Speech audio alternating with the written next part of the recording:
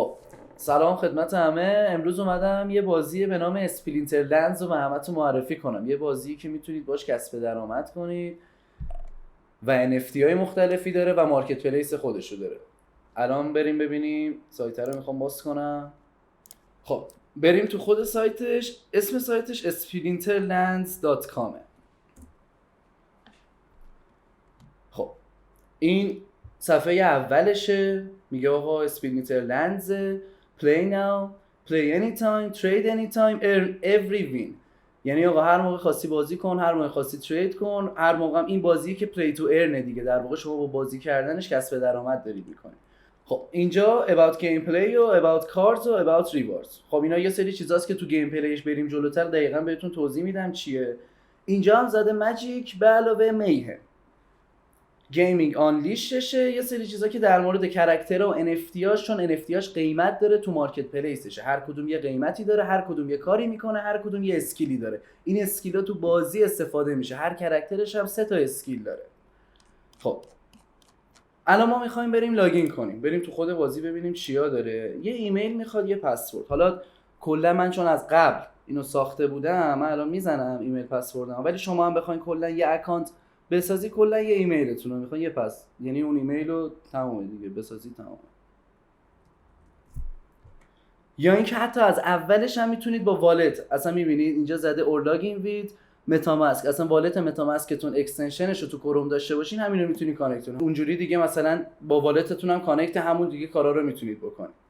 حالا من با ایمیل الان رفتم تو.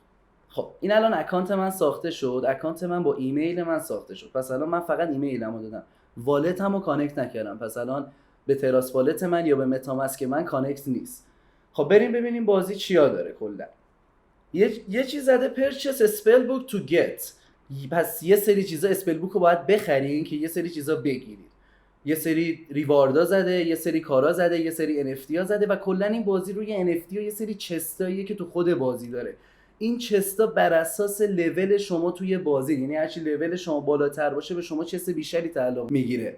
هر کدوم از این چستا یه دونه NFT توشه با یه قیمتای مختلف، بر اساس شانستون به شما NFT رو میده. حالا NFT مارکت پلیسش قیمتای مختلفی داره، میریم با هم میبینیم ببینیم چیه.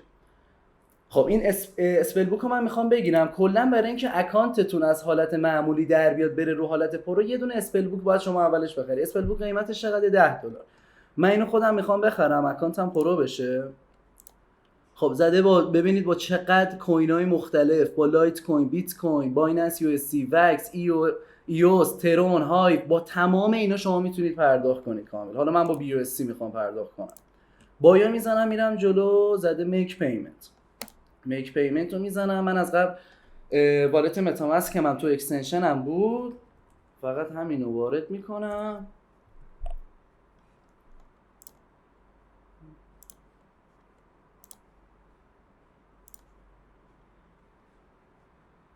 یه کوچولو.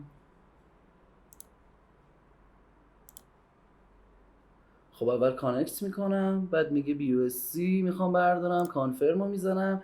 ترانزکشن هم پول تو شبکه رو میگیره، چون تو فضای بایننس این توکن یه توکن داره به نام SPS تو فضای بایننس. اسپلینتر شارت اسم توکنشه، اسپلینتر لند اسم اون سایتیه که ما الان توشیم. خب میگه حالا گس فیش رو باید کانفرم کنی. ترانزکشن سنت waiting for blockchain confirmation، یعنی دیگه دنبال اون تاییدیه است که تو بلاکچین. الان ببینیم یه کوچولو طول میکشه که تاییدیه رو بده. خب زده من باید یه کوچولو وایسا، میگه کمتر از 20 دقیقه طول میکشه، ولی میگه اون واسه اون تایید کردن ترانزکشن شما یه 20 دقیقه باید وایسیم. خب من الان اینو پرداخت کردم. حالا این یه چیزش بود که میخواستم کلا برای اکانتتون که بخواین حتی بیشتر پول در بیارین، یه سری چیزاتون رو کامل بیشتر میکنه، NFT هاتون رو قوی تر میکنه. این کارو با $10 اولیه بکنید، خیلی اکانتتون بهتر میشه. خیلی از چیزایی که لاک برای اکانت‌های دیگه رو باز میکنه. خب این تبع اولش بود. شاپ. خب این شاپ که همون پکس که گزینه اولش بود که ما یه دونه خریدیم، این پکس. این لندشه که لنداش الان همه سولد اوت شده، یعنی یه سری چیزا بوده که کامل بوده برای فروش، پری سیل بوده، و یه سری قیمتا بوده که بعدن میرفته رو قیمتش و ببینید سولد اوت شده، همه رو خریدن. یه سری پوشن داره تو خود بازی که لژندری، آلکمی و کوست. اینا کامل یه سری چیزاست که تو بازی میتونید بخرید و توی NFT ها و توی کرکتراتون تاثیر داره. حالا قیمتش ببینید به چیه. قیمتش این کلا اون توکن ها و ارزایی که توی این بازی استفاده میشه رو میخوام بهتون بگم. الان کلا 3 تاه. یه دونه خود توکن SPS، اینو من ایلاسته تو کوین مارکت کپ بزنم. توکن SPS تو فضای بایننسه و حتی از خود پنکیک سواب و خیلی از صرافیایی که واسه خود بایننس هستن سواب میشه و خیلی توکنی خوبیه. یعنی حالا توکن خوب من اصلا نمیخوام بگم، یه توکنیه که بخونید، همتون سعی کنید بخونید ببینید چیه. دیور همیشه یادتون باشه. ولی ببینید این توکن اسپلینتر شارزه، قیمتش الان 39 سنته. قیمتش اول تایم هایش بوده تقریبا $1.11. الان شده 39 سنت. مارکت کپش هم 40 میلیون دلاره. این یه توکنیه که توکن اصلیه، در واقع این توکن اصلی بازی اسپلینتر لنزه، اسمش هم اسپلینتر شارز. یه توکن دیگه استفاده میشه اگه بالای صفحه ببینید، اسمش دارک انرژی کریستالز. این یه چیزیه که به توکن دک معروفه اینجا، دارک انرژی کریستالز، یعنی واسه همونشه و یه توکنی که استفاده میشه تو این بازی. اونم تو کوین مارکت کپ ثبت شده، اونم براتون میارم. خب اسم توکنه چی بود؟ DEC رو شما بزنید همینجا، دارک انرژی کریستالز رو بزنید میارتش. قیمت توکنش الان 207، یعنی از اعشار که میره 2 تا 0 بعدش 7.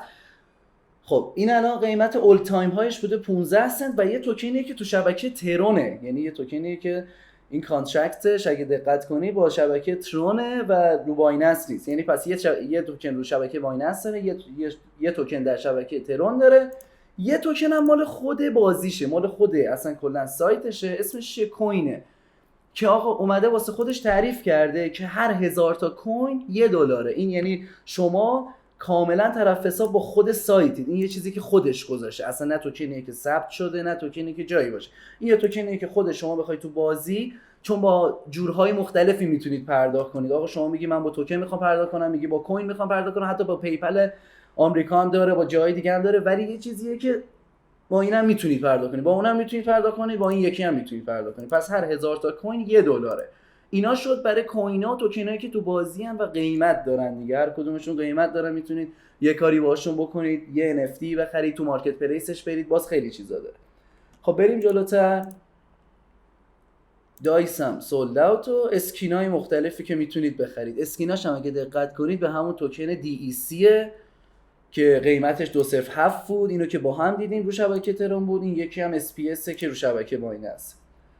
خب بریم جلوتر. قسمت اوپنش همون پوشنایی که بهتون گفتم و در واقع همون الکمی پوشن یا لژندری پوشن، در واقع اون چیزایی که میتونید از NFTش تهیه کنید و با میکس کردن اینا اون پوشنا رو گنده تر کنید. یا یه سری اون پک هایی که بهتون گفتم و تهیه میکنید، از اینجا میتونید باز یه سری چیزا رو اوپن تر کنید، گنده تر کنید. این واسه تبع همینشه که تو یه چیزایی که تو مارکتش داره رو کامل میتونید میکس کنید، کامل قدرتش رو بیشتر کنید. خب این الان رفتیم تو تب مارکتش، تب 3 تب مارکتش. مارکتش چیه؟ مارکتش همون NFT ها، همون چیزایی که تو بازیش، همون کارتایی که تو بازیش استفاده میشن. هر کارت یه جوره، هر کارت یه قدرت داره، هر کارت یه اسکیل داره، هر کارت یه جور قوی میشه. هر کدوم از کارتا فرق دارن دیگه. یه جوری کارتاش کامل با هم فرق دارن. ببینید کامل ادیشنشون با هم فرق داره. بعد یه سری کارتا رگولارن، یعنی معمولی ان، یه سری کارتا گلدن که این کارتای گلد کامل اصلا یه سری کامل کوستا داره که کامل بیشتر برای شما انجام میده، درصدتون رو تو اکانت بیشتر میکنه. کارتای گلد رو بخرید کلا حتی تو اکانتتون هم باشه به عنوان هم NFT است. یه چیزیه که NFT چیزیه که دارید سیوش میکنید کامل تو اکانتتونه، یه سری داراییتونه. یه سری هم کامل میتونید تو بازی بیاین استفاده کنید، بازی کنید، حتی ببرید، میتونید گنده ترش هم بکنید. باز کوست داره، باز خیلی کارا میشه کرد. ریریتی هر کدوم فرق داره که آقا چیه هر کدوم. بعد اسپلینترها مدلای ارث داره، واتر داره، فایر داره، رولای مختلف، مانستر و سامنر. کلا 2 تا رول داریم. یه دونه مانستر بود که اصلا کلا برای جنگیدن و اینا بود، یه دونه سامنر بود که کلا میتونه یه دونه دیگه رو اصلا سامن کنه. یه چیزی بود که میتونه اصلا یه کارت دیگه رو سامن کنه و احضار کنه. خب اینا کارتاش، قیمتاش میبینید $72,000 داره. 105 من اینجوری زدم از پرایس از بالا به پایین بیاد، یعنی قیمت بالاترینش $105,000. اصلا یه چیزیه که آرچمیج آریوس، یعنی این $105,000. این یکی شینلو مثلا این قسمت درگناس $72,000. میبینید قیمتاشو دیگه. یه چیزیه که اگه واقعا روش کار کنید اسکیلاتون رو ببرید بالاتر اون قدم خرج نمیخواد. یه چیزیه که میتونید خودتون رو قوی تر کنید، فقط باید بازی ها رو بهتر بکنید، اسکیلا رو بهتر بزنید. یه سریه که به اسکیل خودتون بیشتر ربط داره تا مثلا بخوای خرج کنی یا کاری کنی. ولی اگه تو بازی کارت بازی خوبی کسی هستی که میتونی تو کارت بازی خوب باشی، هارتستون بازی کردی، میتونی تو خودت دیدی تو اون بازی میتونی بیای اینجا، چیز خوبیه. قیمتای بالایی هم داره هر کارتش، پس NFTه، مارکت پلیس خودشو داره، قیمت خودشو داره، یه سرمایه‌ای که توی والت خودتونه. میبینید مدل‌های مختلف داره، هر کدوم یه قیمت. حالا بعضی از مثلا پیکمون مانسترز و مانستر مارکت و کارت آکشنز اینا هستن، سایت‌های مختلفی هستن که باز NFT‌های مربوط به همین اسمایی که هستن نشون بهت میده با قیمت‌های مختلف. این یه جورایی این مارکتشو، یعنی یه جورایی میخواستم بگم بستگی به لول اکانتتون به شما چست میده. اون چستا رو دیگه خود بازی داره به شما میده تو فضای بلاکچین.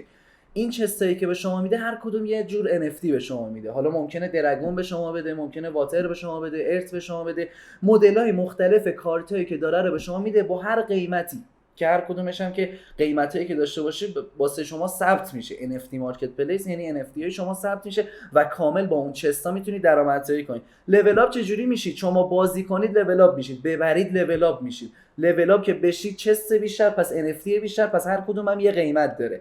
دیدید که دیگه از $105,000 شروع میشه همینجور میره پایین دیگه. حالا $105,000 یه NFT خیلیه واقعا.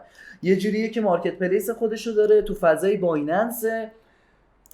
خب بریم تو قسمت کارتش. ببین کارتش کلا اومده رولای مختلف، هیروهای مختلف. این در واقع حالا اینا هر کدوم یه سری هیروها که در قالب NFT ان دیگه، ثبت شدن دیگه. اینا مثلا این یه جور هیروشه، این یه جور هیروشه، اون مثلا سامنر، هر کدوم فرق داره. مانستر، نوتشال، دث، لایف، هر کدوم باز اسمش فرق داره.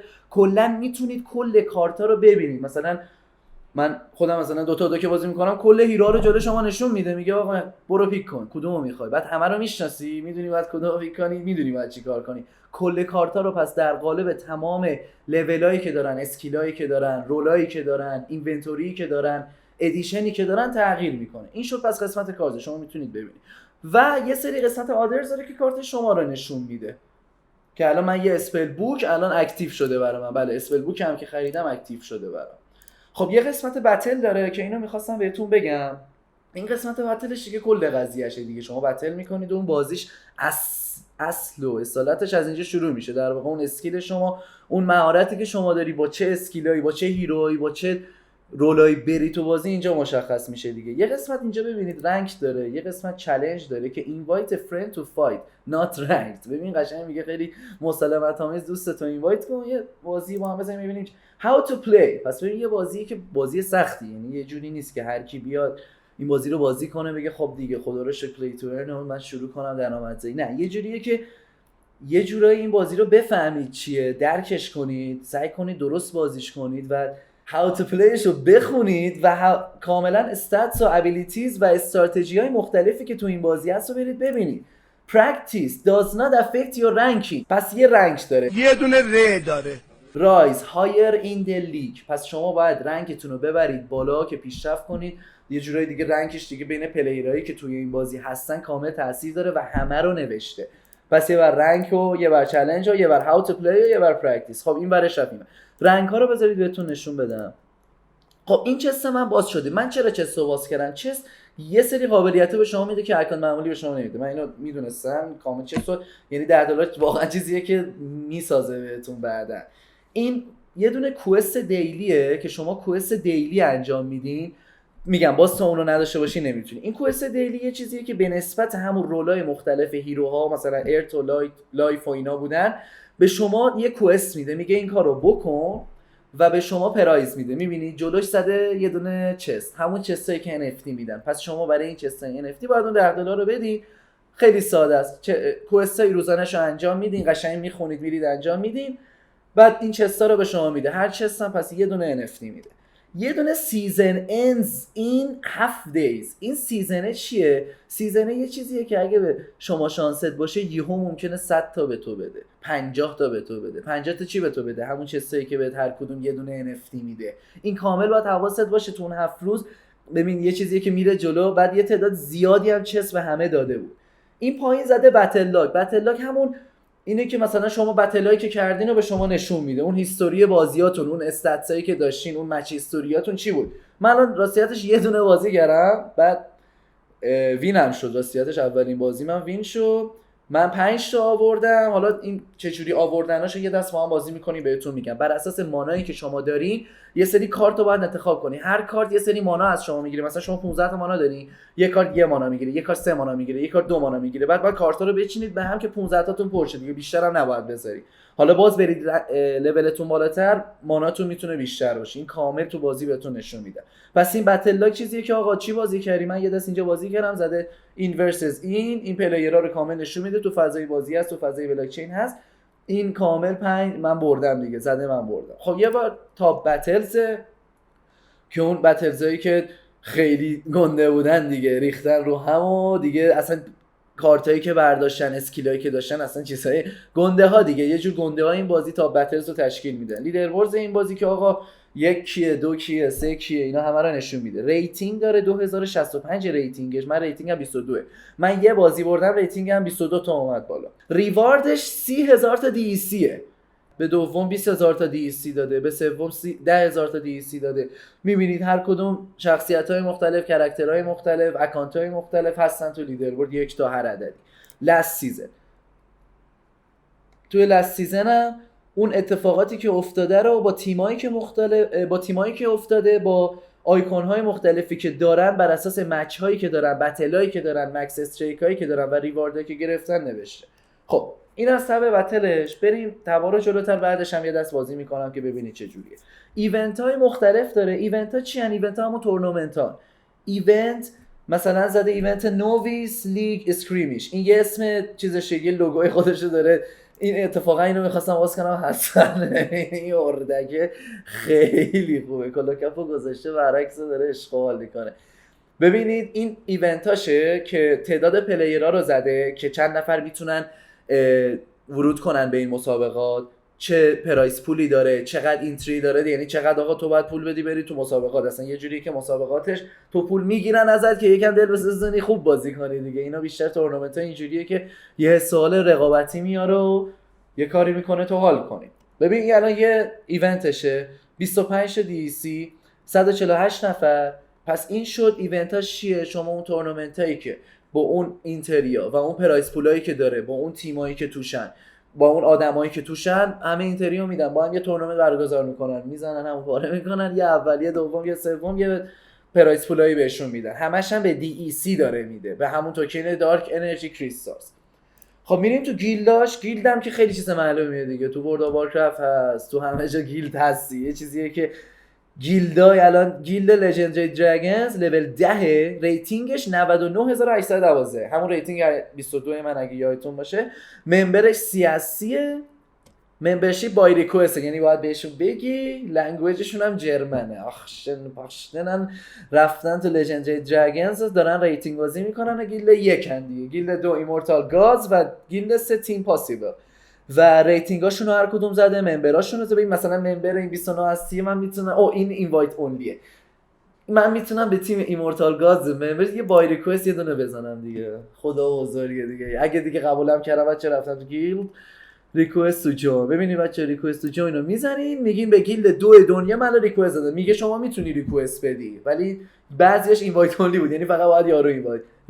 your request to join the immortal gods guild has been sent. اینم که تب آخرش هم که سوالات متداوله که آقا چی پرسیدن، آقا اصلا اسپلیتر لنس چیه، توکن SPS چیه، توکن دارک انرژی کریستال چیه.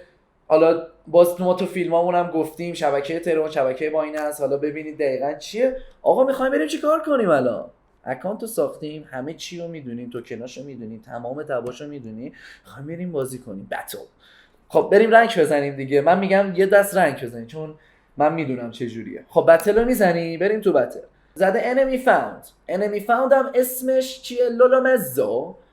و من میتونم با لولومزویی که نو گیلده، اولا گیلد نداره و یه سری چیزاش خوبه، پاورش 1040، recently played teams، با یه سری تیم‌ها هم بازی کرده و تمام اون واتر اکتیو، ارت اکتیو، تمام اون چیزی که مهمه، اون ارگانای اصلی بازی که بهتون گفته بودم کامل مهمه رو داره. مانا کپش هم 19، رولزش هم زده no modification to the standard gameplay rules and mechanics. این یه چیزیه که دیگه گفته یه چیز استاندارد، بریم جلو. حالا کاونت داون داره 2 دقیقه که من میتونم سارندر کنم که بگم داداش نیستم آقای یا خانم لولومزو، ولی میتونم بگم نه من میکتیم میکنم و میام با مبارزه میکنم. 19 تا مانا دارم و کرکترایی که جلو من 3 تا مانا و 4 تا مانایی هم. خب من باید بین اینا انتخاب کنم دیگه، بین همونایی که میبینید هر کدوم رنگاش فرق داره، رنگاش بر اساس واتر و ارت و لایف رو میبینید، همین کامل هموناست. من یه دونه از فایر میذارم، یه دونه 2 تایی، یه دونه 3 تایی دیگه. اصلا فایر، فقط میخوام فایر بذارم. همیشه میگن آخری و عدد بالا بذار. آقا 19 از 19 مانام پر شد، اون کرکترها رو گذاشتم به نسبت عددهای مانا. بله این یه صداش بازیش هم یه صدای دلنشینه، من یکم حالا کمترش میکنم که میبینید کارتای منو تق تق تق تق میکوبه، کارتای میگه یه جوری بازیش هیستوریکو اصلا عشق میکنی با بازی، صدا داره، انیمیشن ناب داره، کارتای مختلفو میبینی، ماناهای مختلفو میبینی، عشق میکنی. خب بریم رامبل. الان من باید رامبل کنم. بریم رامبل. راوند 1 2 از 11. الان آها ببین یه چیزی که دیگه شما نمیخواد کاری کنید دیگه، کارتای من چینده شده، کارتای ایشون هم چینده شده و ما داریم همون میزنیم دیگه، ولی به نسبت اسکیلا اون کاراکترایی که شما میذارید بستگی داره که دیگه حواستون باشه دیگه. از این به بعد میبینید که اینجا میتونید سرعتش رو بیشتر کنید، پاس کنید و یا آهنگ دلنشین میذاره، دارن دیگه فایتو میبرن جلو دیگه. اسکیپ تو ریزالتس هم داره دیگه، آقا نمیتونی ببینی بزن فقط برو جلو دیگه، ببین یا وینی یا لوزی دیگه، چیزی میگیری یا نمیگیری. خب بریم جلوتر. زدم سرعتش بیشتر شه که عزیزان. بله ویکتوری. من با صحت جدی دارم رنکاپ میکنم و دارم میترکونم وینر. ریپلیشو میتونید ببینید، ریپلیشو دانلود میکنم برای همتون، لینکشو میذارم عزیزان. خب کپی لینک تو دیس بتل و کلوز رو میزنم، میام بیرون. فکر کنم با زاره فکر کنم رفتم جدی، ولی اولش زده بود وین، یه آهنگ خیلی خوب پلی شد، آهنگ گل زد ولی بچه من باختم بعدم باختم. الان شما فهمیدین با هر لوز ریتینگتون کم نمیشه، پس بیایید ببرید ریتینگتون رو ببرید بالا، مهم نباشه باخت براتون، حتما بیاین خودتون رو بسازید برای این بازی، لولاشو بفهمید، کاراکتراشو بفهمید، رولا رو بفهمید و تمام اون کارهایی که واسه والت و اینا هم هست. تو ویدیوهای قبلیمون هم گفتیم، این ویدیو هم من کامل بهتون گفتم، یه چیزی که پرداخت میکنید همون $10. یه چیزی که من میگم برای شروع شما $10. من حالا یه چیزی که دارم خودم میبینم و خودم هم بازی کردم، چیز زیادی هم نیست. حالا بیایید جلوتر خودتون NFT هاشو ببینید، خودتون راغب‌تر میشید به این بازی، شاید هم بخواد NFT های بهتر رو بخرید. دمتون هم گرم تو با من تا اینجا بودید. من تقریبا سعی کردم تمام تباشو بگم، همه چیشو بگم، خیلی هم سرتون رو درد آوردم. دمتون گرم که با ما بودید. فقط سابسکرایب و اینا یادتون نره، تو یوتیوب هم ما سعی میکنیم بیشتر فعال باشیم، کامنت و اینا هم واسه ما بذارید، اینستا رو پیگیری کنید. دم همتون هم گرم، شما به ما روحیه بدید ما کارمون بهتر میشه. مرسی که با من تا اینجا بودید، دم همتون گرم، خداحافظ.